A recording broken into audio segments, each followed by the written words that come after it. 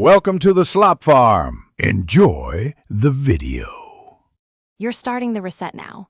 First, make sure the AirPods Max Pro have at least 20% charge and sit beside your iPhone or Mac. This speeds up reconnection later. Turn off Bluetooth on other nearby devices so they don't interfere.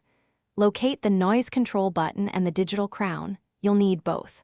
Once you've confirmed charge, proximity, and buttons, press and hold the noise control button and the digital crown together for about 15 seconds to begin the factory reset process. Continue by holding the noise control and digital crown together. Keep firm pressure for roughly 15 seconds. You'll see the LED change behavior, first amber, then white, which signals the reset completed. Make sure you release the buttons only after the white LED appears. Once the LED is steady white, go to your iPhone or Mac and forget the AirPods Max Pro in Bluetooth settings to clear pairing. Doing this ensures the headphones start as if brand new for a fresh setup. To finish, place the AirPods Max Pro near your iPhone or Mac and put them into pairing mode by powering them on.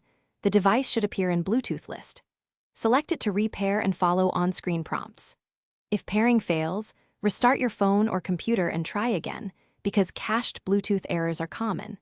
If the LED never flashed amber then white, or the headphones remain unresponsive, perform the button sequence one more time as a hard reset. That usually clears persistent faults.